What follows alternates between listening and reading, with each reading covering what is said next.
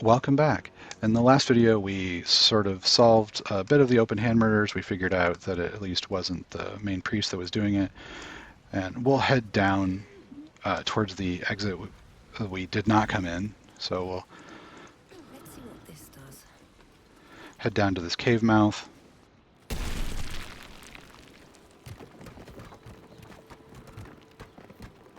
And exit through there. And this takes us under the bridge. You can see there's a bunch of stuff on the ground, which would maybe pique our interest and have us come over and look at it. We could go in through there as well, so if we hadn't found the secret entrance in the church, we could have found it from here. And again, more stuff to dig up. We're going to come up the hillside and we're going to make for this break in the rocks right here. And we could have come down from the town as well, so it's right here where we would originally meet Len's, right before the bridge proper. We can come down, climb down these, and come over here. And this is where we're going to find Wulbren and Barkus. And this works whether or not you detect it, so we're just going to walk inside. And we'll break the party apart, and we're just going to go in with our main character. And they're expecting us. The boss is expecting you. Hasn't forgotten what you did for him at Moonrise. So we'll come in, and we see that this is where all of the Ironhand Gnomes have set up shop. And we see our old buddy Barkus, so let's see what he's thinking about. Ah, there you are. Good. We need to strategize. Wulbren is planning something. Lots of moving parts. I'm still trying to suss the details myself. We'll say that he looks worried. I am. I knew him rash, but this is unspeakable. Speak to him. Help him see sense. Someone has to. And we'll talk to Wulbren. Seems like a good moment to talk. Good to see you. Wasn't sure you'd make it to the city. Regretting it yet? I spent a lot of time thinking of worst-case scenarios while I was locked in that cell you plucked me out of at Moonrise. I didn't imagine anything as bad as this. The Gondians have handed Enver Gortash the means to bring about the end of liberty in Baldur's Gate. And the citizens have rolled out the red carpet for the new tyrant. Resistance fighters are few and far between. My iron hands, what's left of the Harpers, and you. I hope. So we're going to say that we planned on killing Gortash anyway. As long as our objective is the same, the reason doesn't matter to me. We have a common enemy.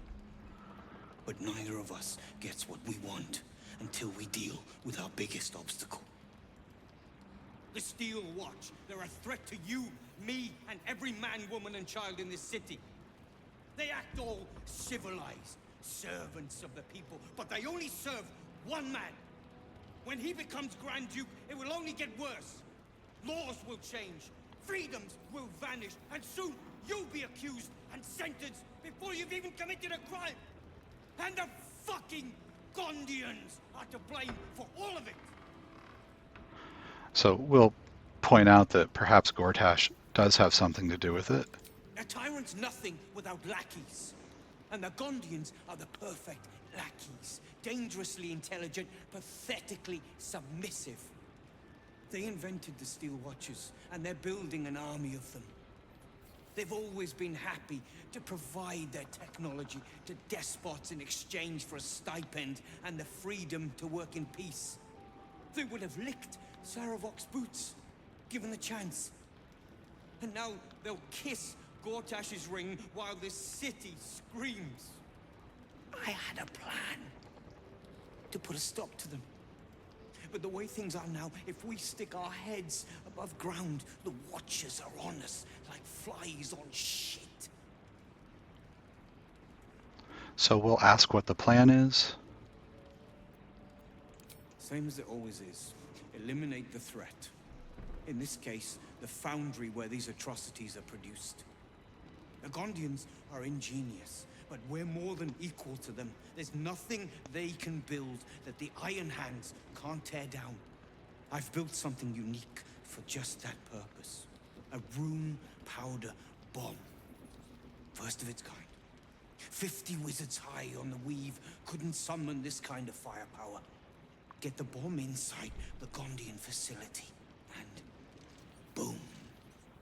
Problem solved. Wulbren, please. This is too far. Everyone in the foundry would be killed. Quiet, Barcus. The adults are talking. We'll ask if maybe the Gondians are victims instead of oppressors. The Gondians picked their side the minute they took orders from Gortash. If they had any courage, they'd have refused him and died like heroes, spitting in his face. Now they'll die like the dogs they are. We'll see if we can't make contact with them and talk to them. That's what I've been saying. There may yet be a peaceful solution. Fine. You want to try flapping your gums in the belly of the beast? Be my guest. But their idea of diplomacy is a steel fist shoved where the sun don't shine. So take the bomb. Just in case I'm right and you're wrong. And we'll agree to take it. As long as you see sense, I don't care when you see it. The foundry is in the lower city, down by the docks. Beautiful building, belching smoke into the sky day and night. Getting inside won't be easy, but when you do, place the bomb at the heart of the facility. Get yourself back to street level. The streets will be clear of watchers in no time.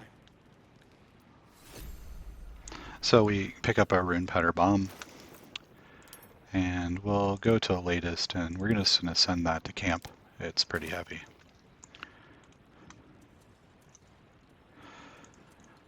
And we'll step out into the main room here, and we're going to talk to Bumpnagel.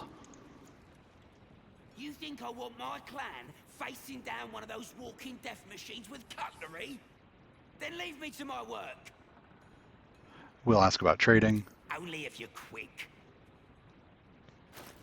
And Bumpnagel has a selection of arrows, explosive arrows, and what we want to get from him, which is these nimble finger gloves. So gnomes are granted +2 to dexterity. There's no cap on that. So if we have Astarion disguise himself as a gnome, he can pick up +2 to dexterity and also a +1 to sleight of hand. So that's a slight upgrade from the gloves that he's wearing right now. Bumpnagel also sells these flash binders, which can stun the steel watch if we were going to run into any steel watch. So we'll buy the gloves that we want. Let me get back to it. And those are specifically just so Astarion can steal stuff. If we come into here, we're going to see that there are 2 more barrels of rune powder. We'd like to pick those up as well. Because we're a tiefling, we know darkness. We could also use fog cloud or a scroll of darkness or even an arrow of darkness. So we're going to cast darkness, crouch, Out of mind. Softer. and then enter turn-based mode. And we're going to grab both of the rune powder barrels, which are going to encumber us. So we'll sort by weight. And we'll send both of those to camp. And we'll exit our crouch, exit turn-based mode, and then we're just going to run out of here. So by the time the darkness fades, we'll be long gone.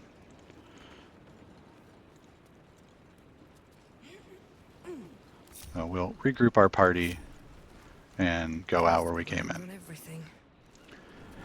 So we now have the rune powder barrel that we picked up in Grimforge, the 2 from that room, and the rune powder bomb, as well as the vial.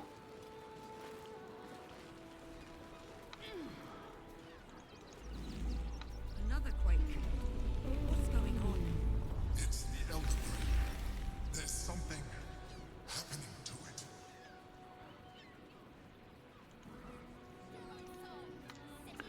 Okay, so we can take a look out here. There's a place to go underground here. We could talk about the backstory for Scratch over here. There's the toy quest that we've not done. And for right now, we're going to hold off on all of that. So we're going to come down here to just outside of the cave where Wolvern was and get our next waypoint. So we can try and talk our way past these guards. Will, especially, you know, is one of the sort of princes of Balduron, or Baldur's Gate. So we can just jump across this gap. I'll break the party apart to make this easy because we don't really need to work too hard at this. There's a chest with a little bit of money right here. We'll climb the ladder, walk over, and we can move these boxes around if we weren't strong enough to make the jump, but we are. And we'll jump up into Worm's Crossing and head right over here and get the waypoint. So from now on, we've already been here. So again, the guards will just let us walk past. We could walk right through and right back out.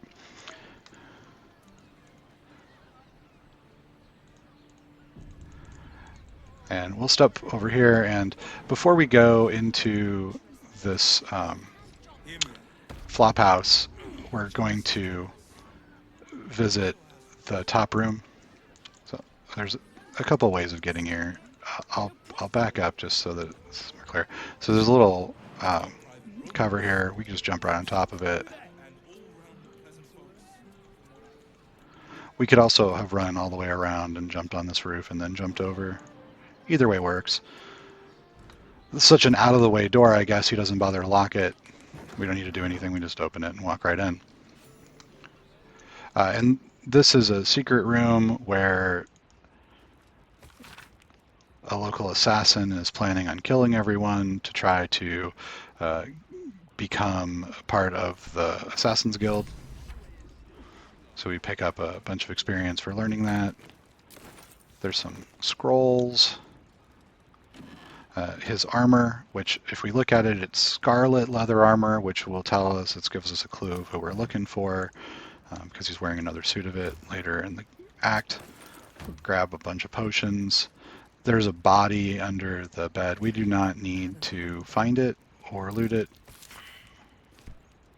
So here he says he needs more hands, right, so that he can join. This gives us a clue that that's the thing that they're looking for, is hands. And we got a couple scrolls. And rather than jump all the way back, I'll just map travel over to here. And now we're going to need Astarion again, so we'll jump back to camp. And he's been talking about wanting to see his brother and sister vampire spawns, so we'll go talk to him. Well, hello. What can I do for you? And invite him into the party. I would, but you have so many friends already. We'll have him replace Karlak. In that case, I'd be happy to tag along. And again, we'll just leave camp.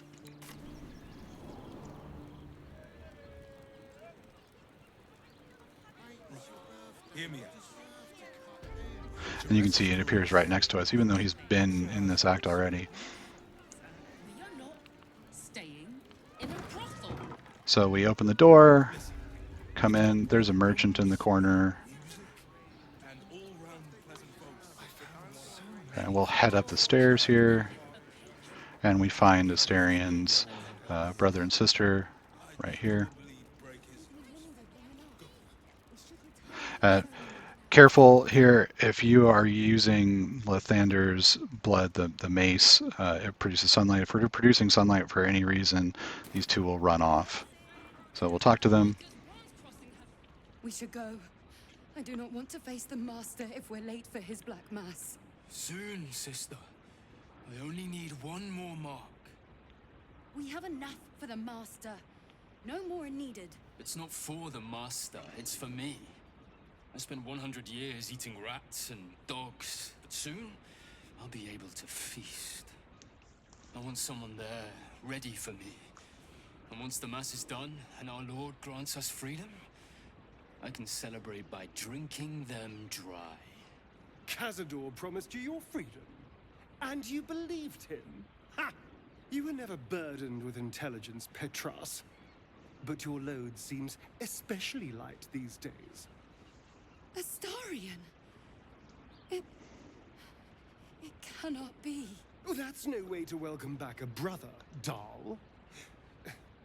Didn't you miss me? Why would you come back? You got out. You were free. We'll just say that we're here to kill Cazador. You can't mean that. He's playing mind games. He can't raise a hand to the Master, let alone kill him. You have no idea what I can do.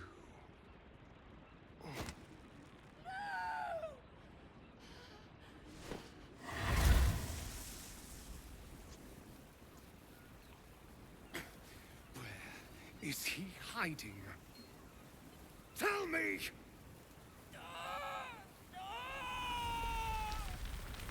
Brother! Please! So we're going to try to persuade Astarion to not be cruel, just because that's the thing that he seems to have such a problem with.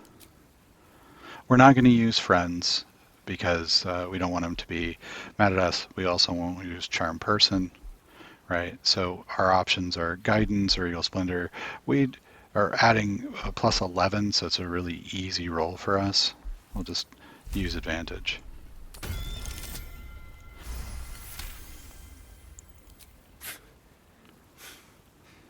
Fine.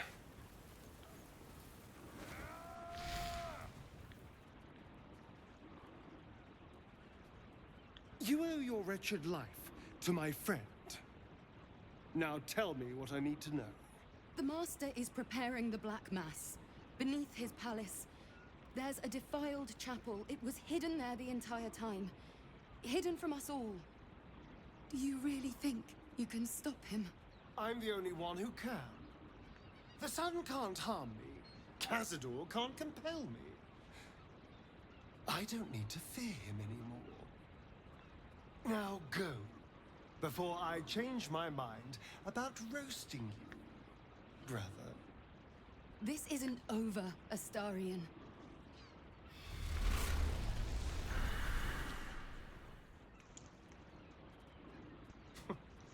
Poor fools.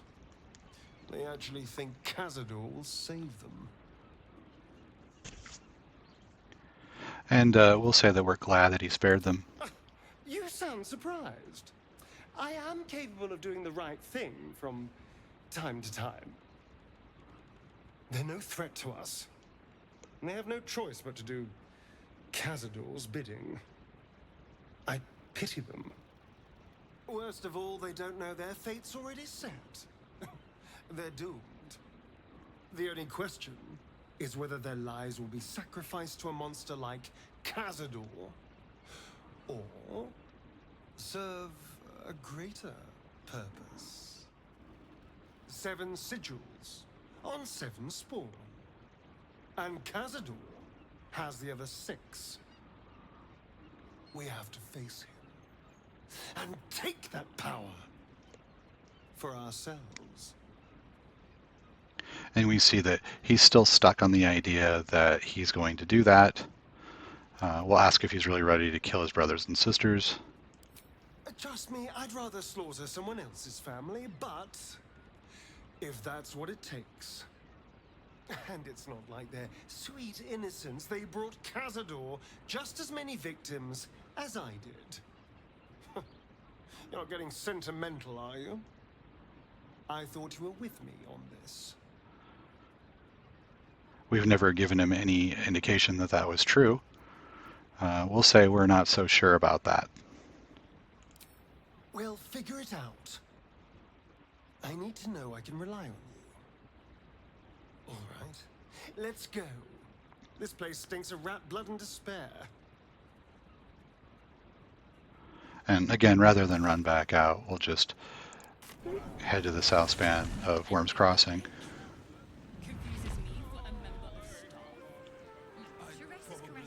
Now we'll pick up Lizelle and Gale, merge the party together, and head to the crossing. Still breathing, despite everything. We'll leave Astarion behind for now. At least things have stayed interesting. And we're just going to head down the bridge. We're going to skip all of the encounters here in Sharas' Caress for now.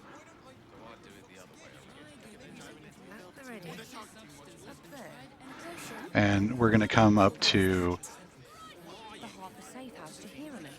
Danthalion's Dancing Axe. And this is where we need to go get Jaheira. So I'm going to end this video here, and in the next one we'll pick up Jaheira and find out what's going on with the Harpers here in Rivington. I'll see you there. Thanks for watching.